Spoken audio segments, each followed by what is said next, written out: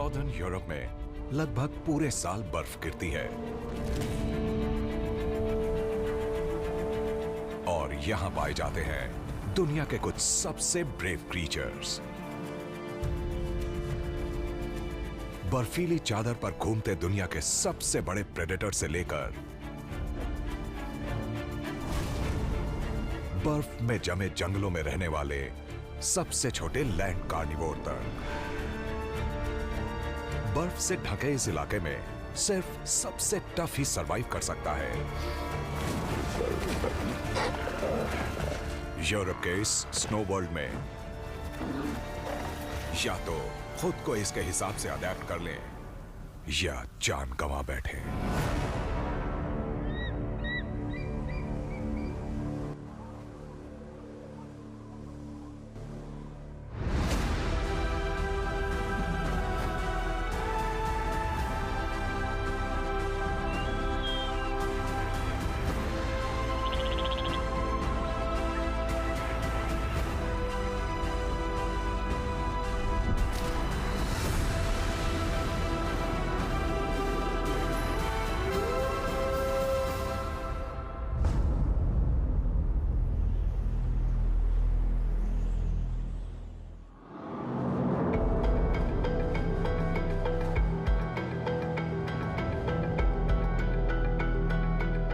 Arctic और Atlantic ocean से सटे यूरोप का लैंड एरिया अर्थ के लैंड एरिया से 7% से थोड़ा सा कम है।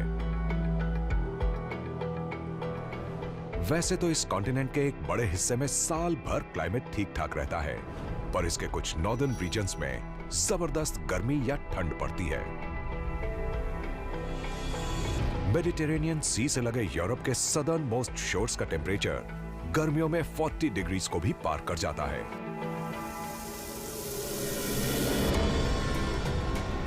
वहीं आगे नॉर्थ में सर्दियों में टेम्परेचर -40 डिग्रीज तक चला जाता है। नॉर्दर्न यूरोप के इस बर्फीले इलाके में जीना एक बहुत बड़ा चैलेंज है। गर्म इलाकों की तरह यहां खाना आसानी से नहीं मिलता। यहां खाना तलाशने के लिए लगातार स्ट्रगल करना पड़ता है।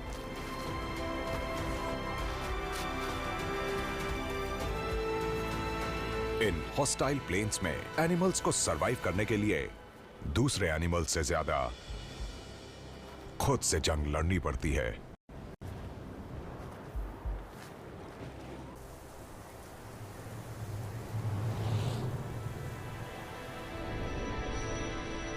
स्कॉटलैंड के ईस्टर्न हाईलैंड्स में मौजूद कैनकॉम्स ब्रिटेन की सबसे बड़ी माउंटेन रेंज है।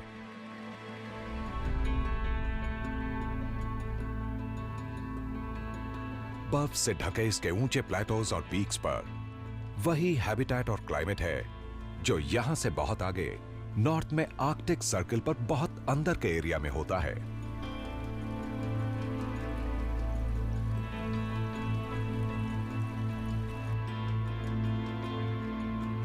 लंबे समय तक यही समझा गया कि ब्रिटेन के आखिरी ग्लेशियर्स करीब 12,000 साल पहले ही पिघल गए थे, पर हाल ही में हुई रिसर्च से पता चला कि ये ग्लेशियर्स कुछ 300 साल पहले तक यहीं थे।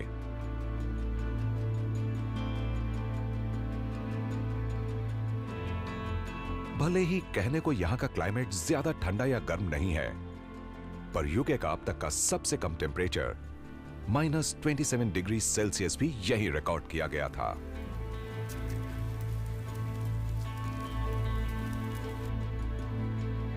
इतने मुश्किल हालात के बावजूद कैनकॉम्स में पूरे साल कुछ सबसे ब्रेव क्रीचर्स रहते हैं।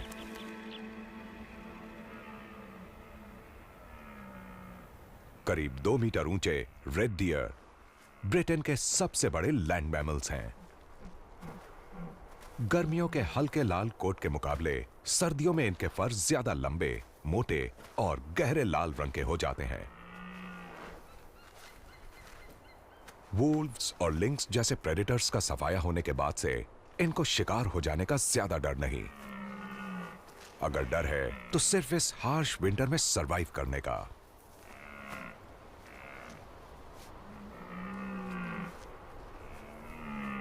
इस ठंड में सरवाइव करने के लिए इनका मेटाबॉलिज्म स्लो हो जाता है, जिससे इनकी भूख दब जाती है और इससे इनकी खाने की इच्छा करीब 50% तक कम हो जाती है। इनकी ये जेनेटिक प्रोग्रामिंग इनका टाइम और एनर्जी दोनों बचा लेती हैं, जो खाने की तलाश में वेस्ट हो जाती।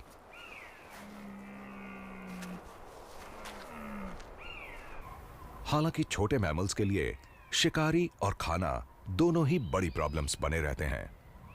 कुछ एनिमल्स को सरवाइव करने के लिए अपने टैलेंट्स का इस्तेमाल करना पड़ता है, जैसे कि लगभग गायब हो जाना। माउंटेन हेयर्स भी यहां के मुश्किल हालात में पूरी तरह से अडेप्ट हो गए हैं। बदलते हैबिटेट में ब्लेंड होने के लिए वो अपना अपीयरेंस ही बदल लेते हैं।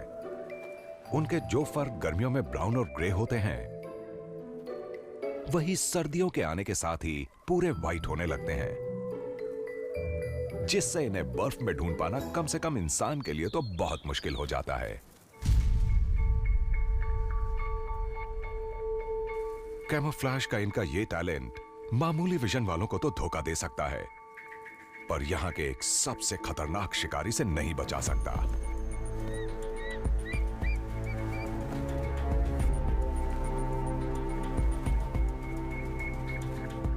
गोल्डन ईगल्स को उनकी जबरदस्त आई साइट के लिए जाना जाता है। इनकी आंखें इंसानों की आंखों जितनी बड़ी होती हैं, पर इनका विजन उनसे 8 गुना शार्प होता है। हर आंख में 2 सेंटर ऑफ फोकस होते हैं, जिससे वो एक ही समय में सामने और साइड में देख सकते हैं। और जहां ह्यूमंस 3 मेन कलर्स पहचान पाते हैं, गोल्डन ईगल्स 5 पहचान लेते हैं। शार्प स्मेलिंग सेंस इस कॉम्बिनेशन को और डेडली बना देती है। शायद यही वजह है जो गोल्डन ईगल वर्ल्ड का सबसे खतरनाक एरियल हंटर है।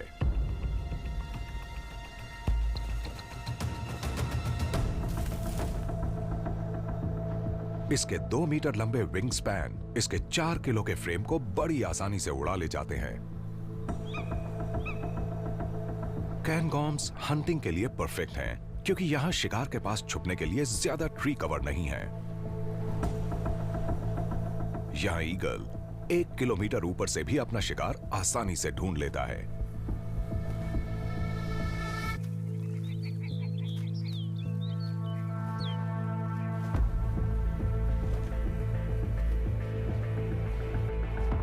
इस हेयर को अंदाजा ही नहीं कि वो निशाना बन चुका है।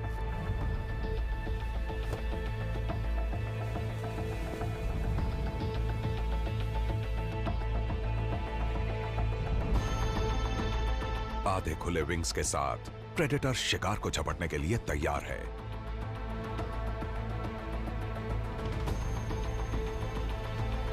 शिकार के करीब पहुंच रहे शिकारी की स्पीड बढ़ती जा रही है।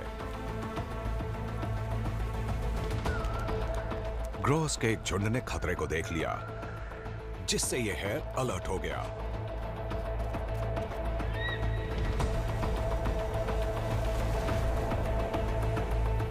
अपनी 70 किलोमीटर पर आवर की टॉप स्पीड से माउंटेन हेयर्स ज्यादातर लैंड प्रेडेटर्स को पीछे छोड़ देते हैं,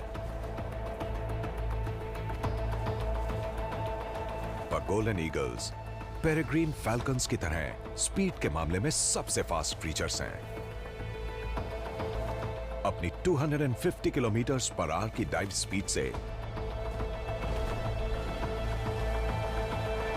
ईगल ने यह खेल यहीं खत्म कर दिया।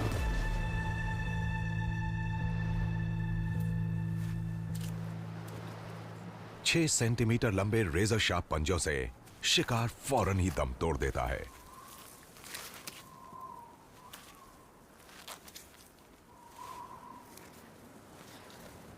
गोल्डन ईगल्स को हर दिन लगभग 250 ग्राम्स खाने की जरूरत पड़ती है,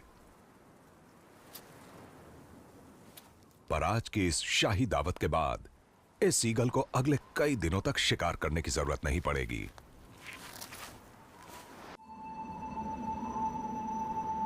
नॉर्दर्न यूरोप में पड़ने वाली यह कड़ाके की सर्दी आर्कटिक ओशन को 1 मीटर से ज्यादा गहराई तक जमा सकती है। स्वालबार्ड आर्किपेलागो नॉर्थ पोल से बस 1000 किलोमीटर ही दूर है। साल के 4 सबसे ठंडे महीनों में यहां सूरज तक नहीं निकलता। सर्दियों में टेम्परेचर -40 डिग्री से भी नीचे गिर सकता है। यहां के कोस्टल वाटर्स 9 महीनों तक ऐसे ही जमे रह सकते हैं, जिससे पोलर रीजन और आइलैंड्स के बीच का गैप खत्म हो जाता है।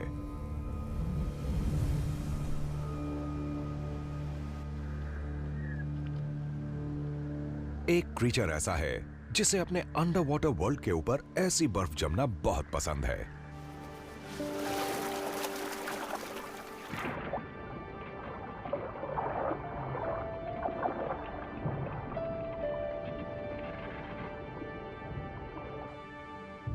रिंग्ड सील पप्स इसी सी आइस पर पैदा होते हैं। शुरू के कुछ हफ्ते इन्हें ड्राई लैंड पर ही गुजारने होते हैं, जब तक इनके फर वाटरप्रूफ नहीं हो जाते। इस दौरान सील पप्स की मदर्स यहां ब्रीदिंग होल्स खुले रखती हैं।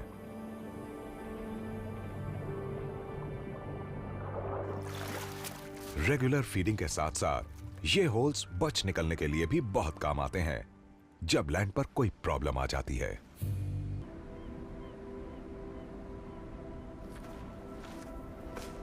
रिंग सील्स इस प्लैनेट के सबसे बड़े लैंड प्रेडेटर पोलर बेयर्स का खास शिकार हैं। 3 मीटर तक ऊंचे और 600 किलो तक भारी पोलर बेयर्स 7 ग्रोन मेन के बराबर होते हैं।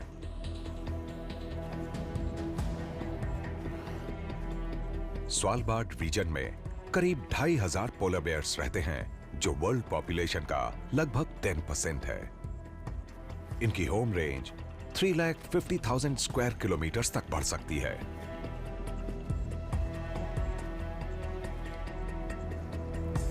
पोलर बेयर्स के सूंघने की पावर इतनी तेज होती है कि वो 30 किलोमीटर दूर से भी अपना शिकार सूंघ लेते हैं।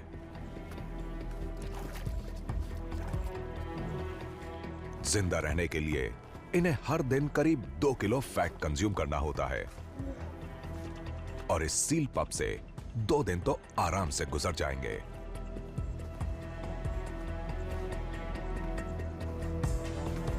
इसका शिकार करने के लिए पोलर बेयर को चोरी छिपे आना होगा।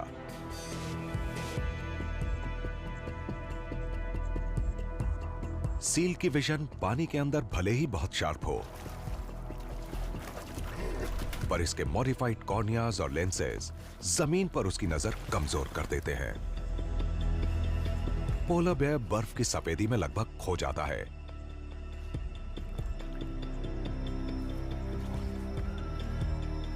वो हवा के ऑपोजिट डायरेक्शन में आगे बढ़ता है ताकि उसकी स्मेल और आवाज के पकड़े जाने के चांसेस बिल्कुल कम हो जाएं।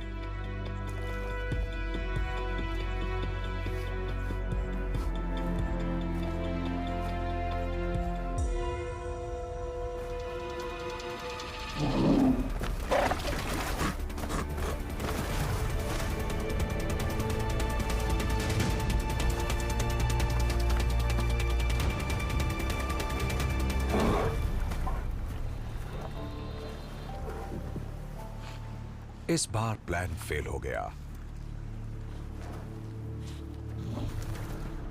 50 में से सिर्फ एक बार ही इसे शिकार में कामयाबी मिलती है। इसे भी पता है यह हार नहीं मान सकता। वर्ल्ड के सबसे बड़े बेयर का घर होने के अलावा रेनडियर की सबसे छोटी स्पीशीज भी बर्फ से ढके इन आइलैंड्स पर पाई जाती है।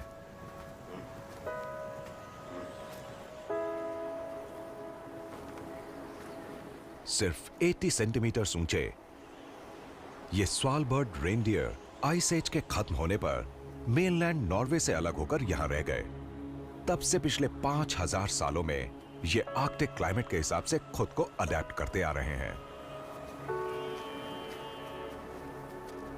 इनका 1/4 से ज्यादा body mass energy rich fat से बना है, जो मेनलैंड स्पीशीज से 5 गुना ज्यादा है। गर्मियों में ये अपने फैट को इकट्ठा करते रहते हैं ताकि सर्दियों के 4 ठंडे महीनों के लिए उसे बचा कर रख सकें। हालांकि ये फैट उनकी एनर्जी की कुल जरूरतों का सिर्फ 1/3 हिस्सा ही प्रोवाइड कर पाता है। फिर भी रेनडियर को पेट भरने की जरूरत पड़ती है, इसलिए ये सर्दियों में बर्फ की मोटी लेयर्स के नीचे दबी रूट्स को खोदते हैं। बस स्प्रिंग आने वाला है, जिसके चलते रीफ्रीजिंग साइकिल ने बर्फ की लेयर्स पत्थर की तरह सख्त बना दी है। ऐसे में जमे हुए प्लांट्स तक पहुंचना लगभग नामुमकिन हो गया है। ये इस यंग फीमेल की पहली सर्दी है और अभी बर्फ को पूरी तरह से पिघलने में 4 हफ्ते और लगेंगे। जब तक ग्रेजिंग ग्राउंड्स साफ नहीं हो जाते, इसे ऊपर निकले हुए इन मॉसेस से ही अपनी भूख को शांत करना होगा।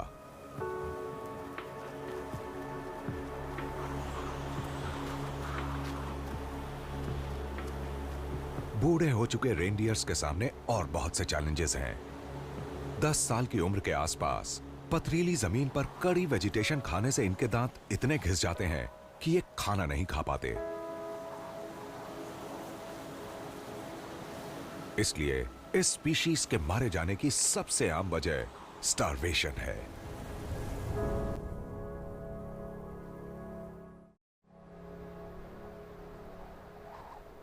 स्वालबार्ड के मरे हुए रेनडियर महीनों तक जमे और प्रिजर्व रहते हैं और एक विंटर स्कैवेंजर अपने सर्वाइवल के लिए इनके मरने का इंतजार करता है। वुल्फ से रिलेटेड आर्कटिक फॉक्सेस का वजन लगभग 4 किलो होता है और साइज में ये लगभग पालतू कैट्स जितनी बड़ी होती हैं। ये हाइबरनेट नहीं करती, इसलिए साल भर एक्टिव रहती हैं। इस आइलैंड की जबरदस्त ठंड से बचने के लिए इनके पास थिक फर और फैट की कई लेयर्स होती हैं। माउंटेन हेयर्स की तरह इनका फर भी बदलते मौसम के साथ ब्राउन से व्हाइट हो जाता है।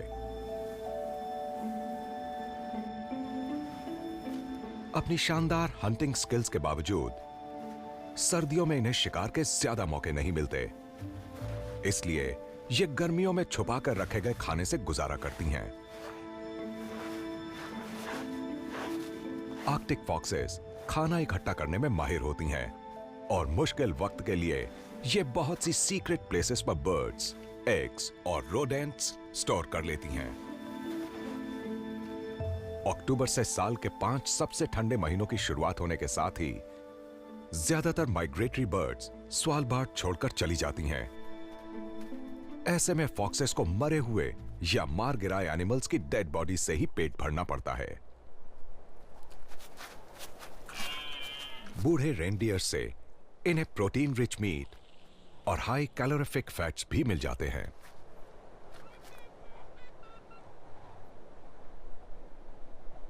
पर इतनी बड़ी डेड बॉडीज बहुत कम और दूर दूर मिलती हैं, इसलिए दूसरे भी उसकी तलाश में रहते हैं।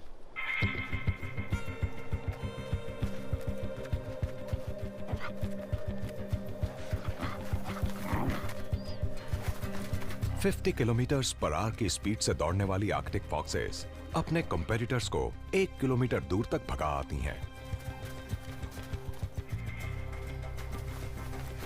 चैलेंजर ने कंपेटिटर का पेट भर जाने तक दूर बैठकर इंतजार करने का फैसला किया।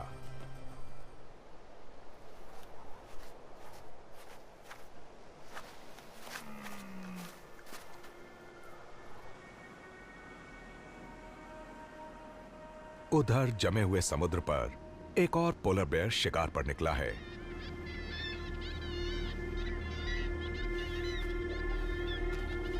इतनी ठंड के बावजूद पोलर बेयर का बॉडी टेम्परेचर और उसका मेटाबॉलिक रेट कांस्टेंट रहता है। इसकी 10 सेंटीमीटर मोटी इंसुलेटिंग फैट की लेयर और उस पर हॉलो फाइबर फर की डबल कोट किसी तरह का हीट लॉस नहीं होने देती। पर ज्यादा देर तक तेज स्पीड से चलने से यह ओवरहीट जरूर हो सकता है। इसलिए ये आराम से 5 किलोमीटर पर आवर की स्पीड से टहलता हुआ चलता है।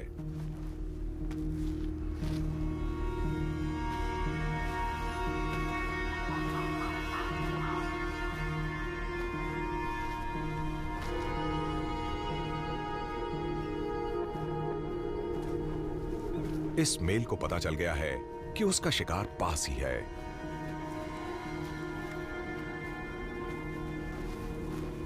सील्स खिसकती बर्फ की लेयर्स के नीचे बच्चे देती हैं। वो नजर से भले ही बच जाएं, पर पोलर बेयर की सूंघने की ताकत से नहीं बच सकते। सिर्फ सूंघ कर ही पोलर बेयर्स सरफेस के 1 मीटर से भी नीचे छुपे खाने को ढूंढ सकते हैं।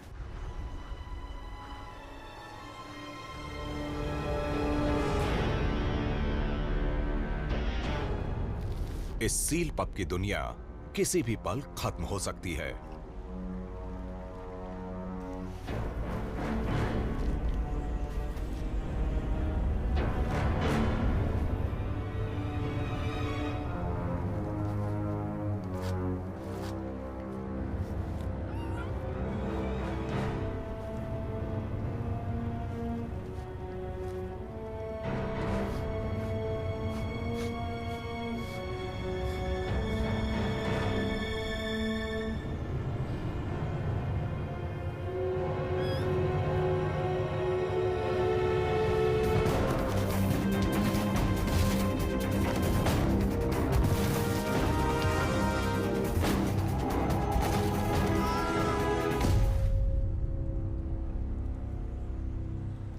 पोलर बेयर का हार ना मानना काम आया।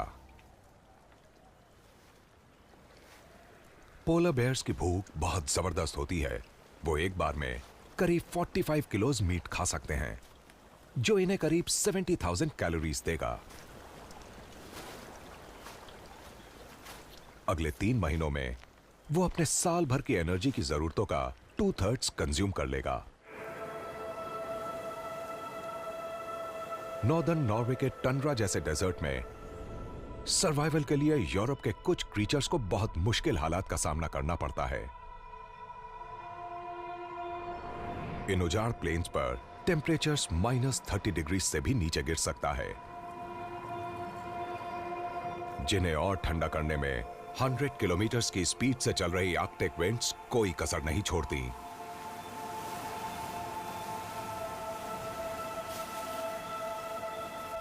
स्वालबार्ड की तरह यहां भी जमीन लगभग पूरे साल बर्फ की चादर ओढ़े रहती है, जिससे ज्यादा वेजिटेशन नहीं हो पाती। ये उजाड़ जगह किसी भी तरह की लाइफ के पनपने के लिए नामुमकिन लगती है, पर यही वो जगह है जहां कभी वर्ल्ड के 2 सबसे बेहतरीन क्रीचर्स पाए जाते थे।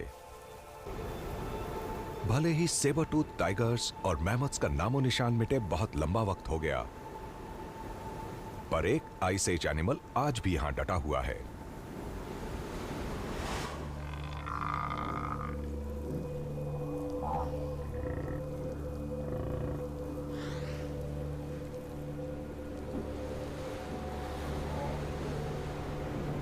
करीब 1.5 मीटर ऊंचे मस्कॉक्स का वेट 400 किलो से भी ज्यादा हो सकता है। इसमें कोई शक नहीं कि ये वर्ल्ड के सबसे टफ क्रीचर्स में से एक हैं।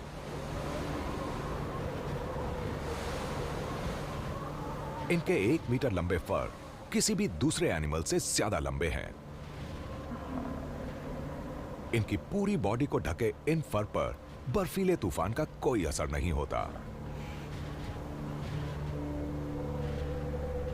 एक्सपोज्ड रह जाते हैं सिर्फ इनके लिप्स और नॉस्ट्रिल्स।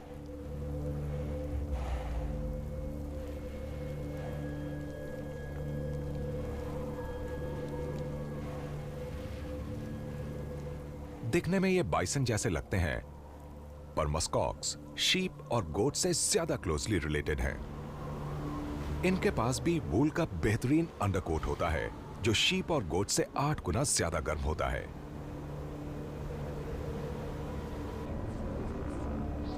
आज मस्कॉक्स दुनिया के सिर्फ 3 ही रीजन्स में पाए जाते हैं: नॉर्वे, नॉर्थ अमेरिका और ग्रीनलैंड। आइस एज के ये रेलिक्स एक जगह टिक कर नहीं रहते और खाने की तलाश में टंड्रा का चप्पा चप्पा छानते रहते हैं। हर रोज ये करीब 2 किलोमीटर तक इधर से उधर घूमते रहते हैं।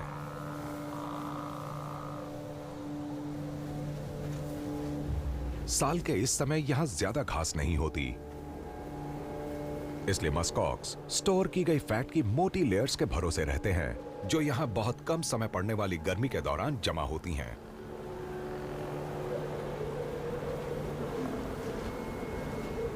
अपनी एनर्जी कंजर्व करने के लिए ये धीरे चलते हैं और आराम करते रहते हैं। बर्फीली तूफान के दौरान बॉडी हीट को ठंडा रखना बहुत जरूरी है।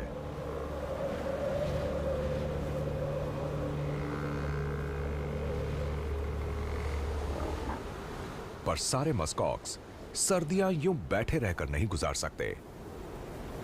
मेल्स को अगर ब्रीडिंग सीजन में मेट करना है तो इस तूफान में भी उन्हें अपना दमखम दिखाना होगा।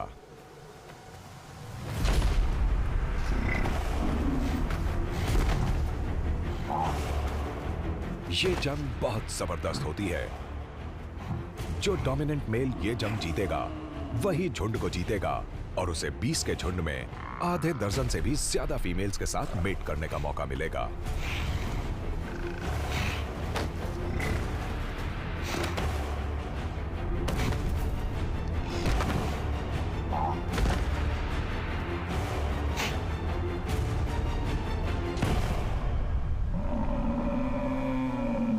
ये लड़ाई यहीं खत्म हुई। इस सीजन में जब खाना बहुत कम है, ये मस्कॉक्स अपनी ज्यादा एनर्जी वेस्ट नहीं कर सकते।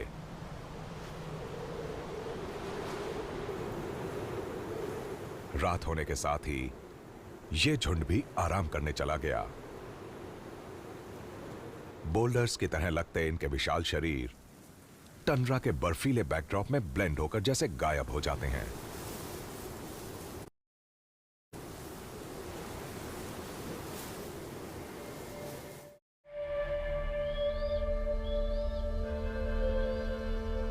आगे साउथ में टंड्रा के बर्फ से ढके प्लेन से सटे पेड़ों ने अपनी जड़ें जमा ली हैं।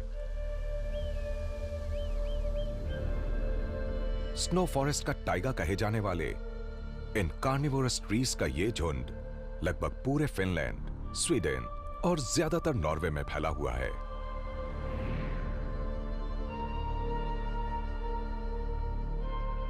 यहां समर्स भले ही लंबे और गर्म होते हैं,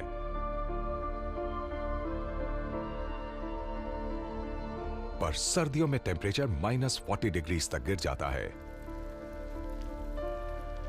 लगभग 6 महीनों तक यहां का टेम्परेचर 0 के नीचे ही रहता है। यहां की कम मिट्टी का फायदा उठाने के लिए स्नो फॉरेस्ट ट्रीज की रूट्स ज्यादा गहरी नहीं होती। ज्यादातर पेड़ों की पत्तियां भी साल भर नहीं गिरती, इसलिए सूरज के ज्यादा ना निकलने के बावजूद इन पेड़ों में साल भर फोटोसिंथेसिस होता रहता है। डार्क ग्रीन नीडल्स भी ज्यादा लाइट एब्जॉर्ब करने के लिए अडेप्ट हो चुकी हैं। क्योंकि ये लीव्स पतली होती हैं, इसलिए इवेपोरेशन से ज्यादा वाटर लॉस भी नहीं होता। अगर ये सूखने लगते हैं तो ये बहुत बड़ी प्रॉब्लम है, क्योंकि सर्दियों में इनकी roots frozen ground water absorb नहीं कर पाती।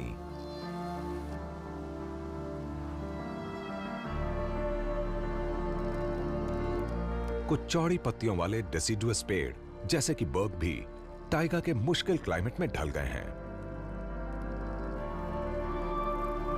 इनके फ्लेक्सिबल लिम्स होने की वजह से भारी बर्फ के बोझ से वो टूटती नहीं है।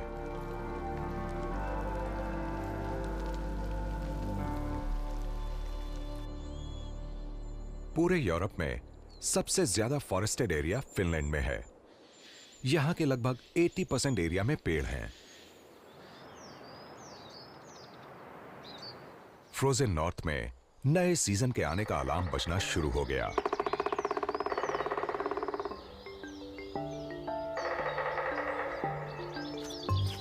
स्प्रिंग के आते ही स्पॉटेड वुडपेकर ने अपने फेवरेट पेड़ पर आवाज करके दूसरी बर्ड्स को अपनी टेरिटरी का ऐलान कर दिया।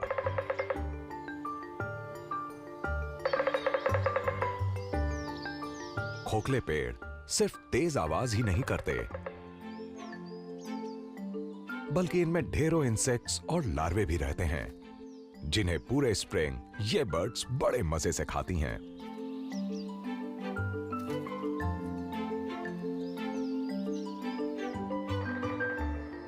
जो पेड़ सबसे अच्छे होते हैं, उनकी आवाज 1 किलोमीटर दूर तक सुनी जा सकती है।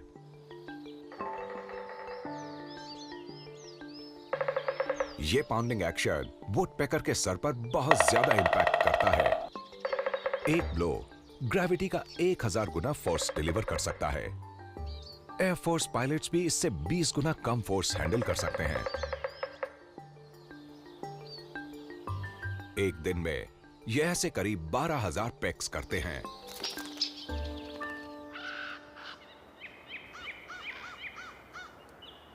गर्माहट वाले मौसम के आते ही यूरोप के सबसे बड़े कार्निवोर्स में से एक अपनी गुफा से बाहर आ गया है।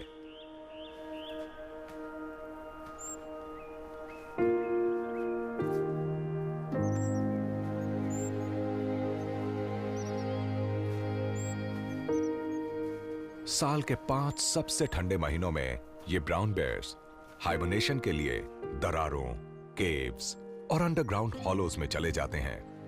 सरवाइव करने के लिए इस तरह एनर्जी बचाना इनके लिए बहुत जरूरी है, वरना सर्दियों में जब खाने की कमी हो जाती है तो ये स्टार्वेशन से मर भी सकते हैं। हाइबरनेशन के दौरान हार्ट रेट और टेम्परेचर लो करने के बावजूद ये अपने बॉडी वेट का करीब 1/3 वेट लॉस कर सकते हैं, जिससे 500 किलोज का बेयर इन 5 महीनों में सिर्फ 300 किलोज का हो जाता है। ब्राउन बेयर्स ओमनिवोर्स होते हैं, यानी ये कुछ भी खा सकते हैं। समर और ऑटम के दौरान ये घास और फ्रूट्स पर गुजारा करते हैं, पर जब स्प्रिंग में वेजिटेशन खत्म होने लगती है तो अगले कुछ हफ्तों तक ये सर्दियों में मारे गए मैमल्स की डेड बॉडीज पर गुजारा करते हैं।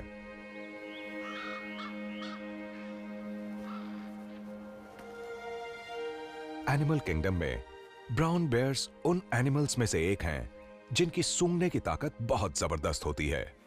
इनकी सूंघने की पावर ब्लड हाउंड से 7 गुना बेहतर और ह्यूमन से 2000 गुना ज्यादा स्ट्रांग होती है। भले ही इनके ब्रेन हमसे 2/3 छोटे हों, पर इनका ऑल्फैक्टरी बल्ब जो सेंट के लिए रिस्पॉन्सिबल होता है वो हमसे 5 गुना बड़ा होता है। सिर्फ स्मेल की मदद से ये 30 किलोमीटर दूर पड़ी डेड बॉडी का भी एकदम सही पता लगा लेते हैं।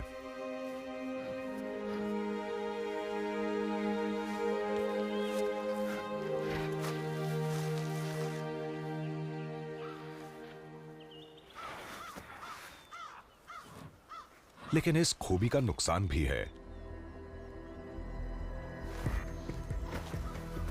एक बेयर की टेरिटरी 2000 स्क्वायर किलोमीटर से ज्यादा हो सकती है और नॉर्दर्न यूरोप के जंगलों में 2500 से ज्यादा बेयर्स के होने से उनकी टेरिटरीज ओवरलैप हो सकती हैं।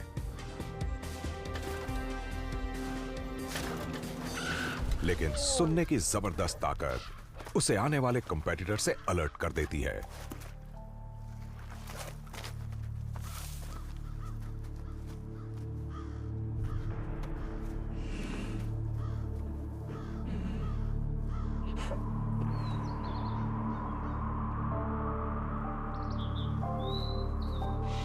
ब्राउन बेयर्स एक वक्त में 40 किलो तक खा सकते हैं।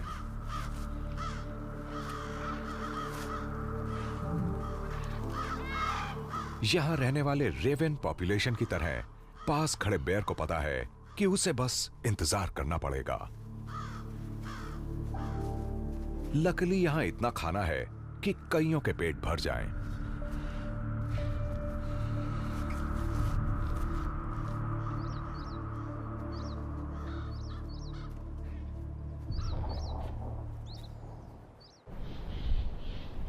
फिनलैंड के टाइगर फॉरेस्ट में यूरोप के बहुत रेयर और बड़े कार्निवोर भी रहते हैं।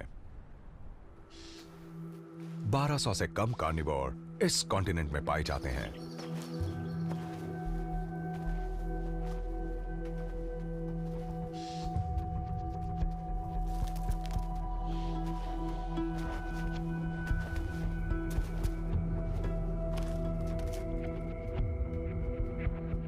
वीजल फैमिली में वुल्वरीन्स सबसे बड़े मेंबर होते हैं, लेकिन एक मीडियम साइज्ड डॉग जितने बड़े ये बहुत खूंखार शिकारी होते हैं। इतने ताकतवर कि अपने से कई गुना बड़े जानवर का शिकार कर सकते हैं, जिनमें डियर भी शामिल हैं।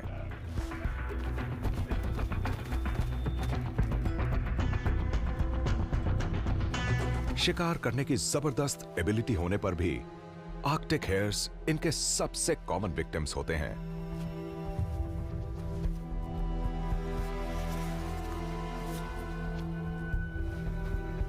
Powerful jaws, sharp non retractable claws और thick frost proof oily skin वाले वोल्वरीन्स अपने शिकार को बेयर्स और वुल्व्स जैसे कई गुना बड़े जानवरों से बचाने के लिए वेल इक्विप्ड हैं।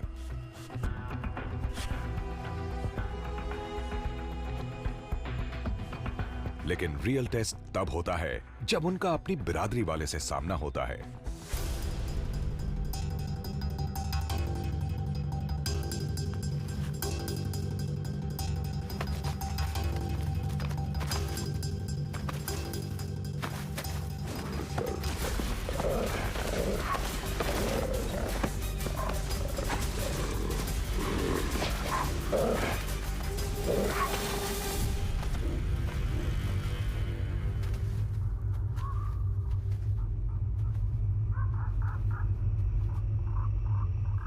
इन बराबरी की टक्कर वाले बेयर्स में जिसको शिकार मिला उसका ही हो जाता है।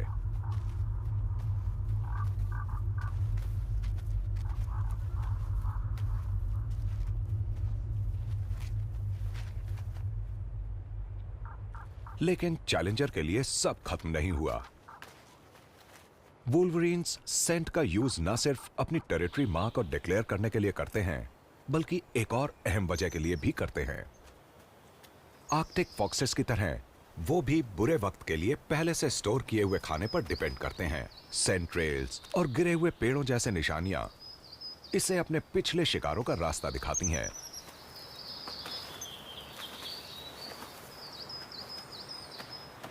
और बेयर्स की तरह वुल्वरीन्स में भी सूंघने की जबरदस्त ताकत होती है। वो सरफेस से 6 मीटर से ज्यादा नीचे वाले खाने को भी ढूंढ सकता है।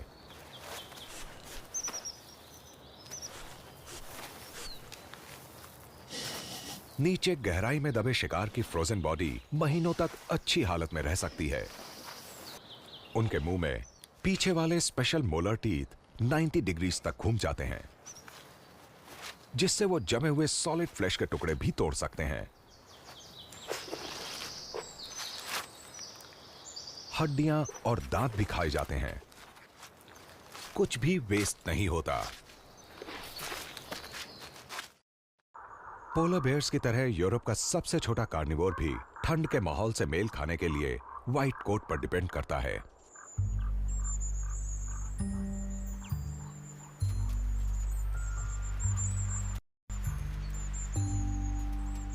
ट्वेंटी सेंटीमीटर से थोड़े ज्यादा लंबे और 100 ग्राम से थोड़े ज्यादा वजन के वीजल्स बर्फ से ढके इलाकों में अपने ब्राउन समर कोट में चेंज लाते हैं।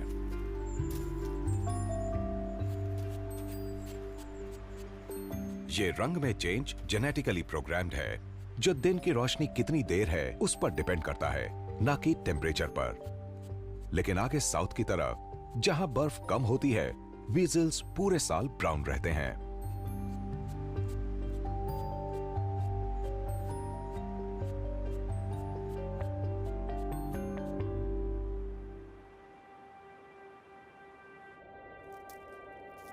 बर्फीले माहौल में रहने वाले वोल्स उतने खुशकिस्मत नहीं होते। अपना अपीयरेंस ना बदल पाने से जब भी वो अपने बरोज से निकलते हैं, बर्फ की सफेदी में साफ नजर आते हैं। कम गहरी टनल्स का नेटवर्क घूमने का सबसे सेफ तरीका है, लेकिन ऊपर से ढके हुए ये रास्ते हमेशा एक दूसरे से जुड़े हुए नहीं होते। दूसरों की टेरिटरीज में घूमना बहुत रिस्की होता है, खासकर जब पैनी नजर और नुकीले दांतों वाले शिकारी बाहर घूम रहे हों।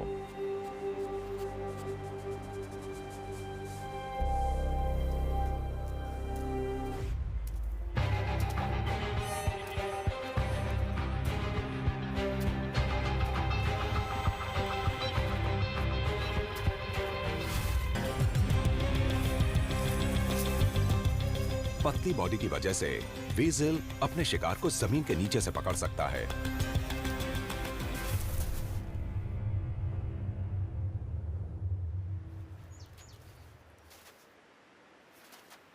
अपनी लंबाई और फैट की कमी की वजह से वो बॉडी में गर्मी नहीं रख पाते और इसीलिए उन्हें हर दिन अपने वजन का लगभग 40% हिस्सा खाने में कंज्यूम करना पड़ता है।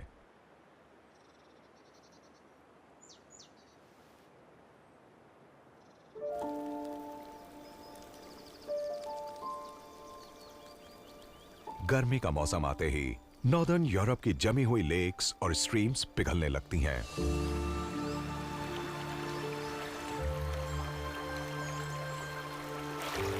इसके बाद दिन का टेम्परेचर 0 से ऊपर रहेगा। पिछले 5 महीने से बर्फ बना पानी आखिरकार बहना शुरू होता है।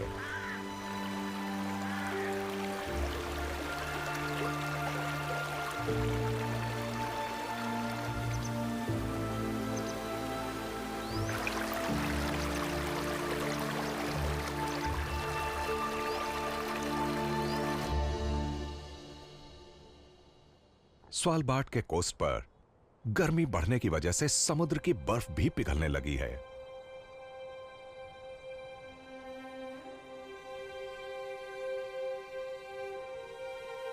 ये दुनिया के सबसे बड़े लैंड प्रेडेटर को इशारा है कि शिकार का एक और सीजन खत्म हुआ।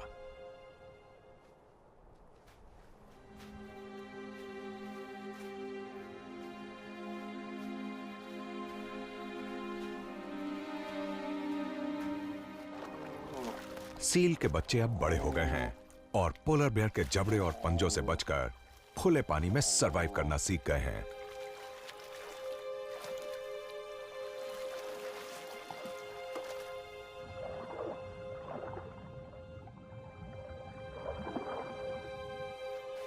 तीन महीनों की दावत खत्म होने पर बेयर्स मेनलैंड पर लौट जाते हैं।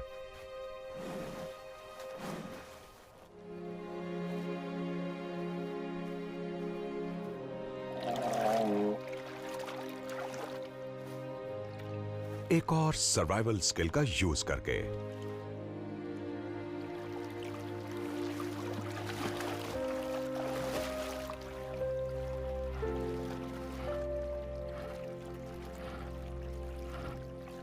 पोलर बेयर्स बेहतरीन स्विमर्स होते हैं।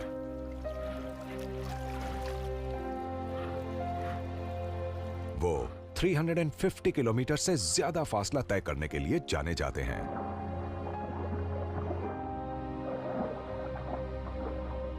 वो लगभग 10 दिन पानी में तैर सकते हैं।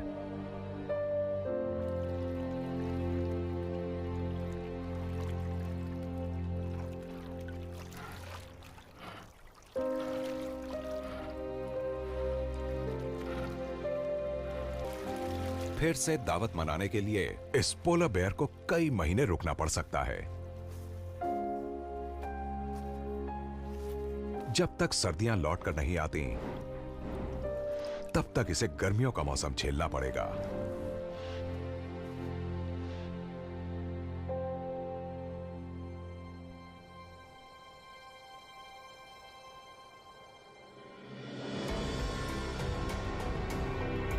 यूरोप के बर्फीले इलाके नेचर का बहुत बड़ा इम्तिहान लेते हैं। क्रीचर्स को लगातार चैलेंजेस का सामना करना पड़ता है, जहां सिर्फ सबसे टफ सरवाइव करता है। कई जानवर खुद को आर्कटिक के हिसाब से अडैप्ट कर चुके हैं। सिर्फ जिंदा रहने के लिए उन्होंने खाने की आदतें और अपीयरेंस भी बदल लिया।